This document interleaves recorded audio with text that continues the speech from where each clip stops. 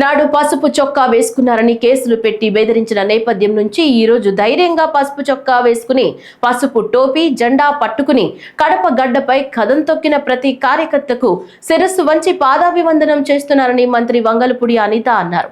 మహానాడు బహిరంగ సభలో ఆమె మాట్లాడుతూ మండు టెండను సైతం లెక్క చేయకుండా రాష్ట్రం నలుమూలల నుంచి లక్షలాదిగా పార్టీ శ్రేణులు తరలివచ్చాయన్నారు. మండు టెండలో ఎండని సైతం లెక్క చేయకుండా ఒకనొక సందర్భంలో రాయలసీమ గడ్డ మీద పసుపు చొక్కా వేసుకున్నాడని వాడిని బెదిరించి కేసులు పెట్టిన నేపథ్యం నుంచి ఈరోజు ధైర్యంగా పసుపు చొక్కా వేసుకొని పసుపు టోపీ పెట్టుకొని పసుపు జెండా పట్టుకొని సుదూర ప్రాంతాల నుంచి నా నాయకుడు వచ్చాడని చెప్పి ఈరోజు గడప గడ్డ మీదకి వచ్చిన ప్రతి ఒక్క కార్యకర్తకి కూడా పేరు పేరున శిరస్సు వంచి పాదాభివందనం చేసుకుంటూ కడపలో మహానాడు జరగటం అంటే చాలామంది ఆశ్చర్యపోయారు.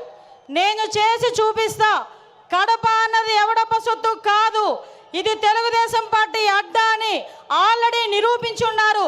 ఆ కడపలోని ఈ రోజు వరకు మనం మహానాడు జరపలే, ఇక్కడ జరుపుకుందామని చెప్పి గౌరవ ముఖ్యమంత్రి వర్యులు నారా చంద్రబాబు నాయుడు గారు, అదేవిధంగా మన జాతీయ ప్రధాన కార్యదర్శి మనందరి నాయకుడు లోకేష్ బాబు గారు కంకణం కట్టుకొని ఈరోజు ఈ కార్యక్రమానికి శ్రీకారం చుట్టారు. సాధారణంగా 5 ఎలక్షన్లు అయిన తర్వాత ముఖ్యమంత్రి అయిన తర్వాత ఒక 5 సంవత్సరాల గురించి ఆలోచించి రాబోయే ఎలక్షన్ల గురించి ఆలోచించేవాడిని పొలిటికల్ లీడర్ అంటారు.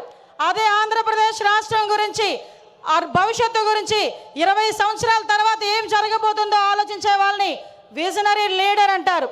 అదే విజనరీ లీడర్ మన ఎదురుగా కనిపిస్తున్న 6 అడుగుల మన చంద్రబాబు నాయుడు గారు తెలుగుదేశం పార్టీకి నిలువెత్తు రూపంగా ఈరోజు మనం భావించుకోవాలి.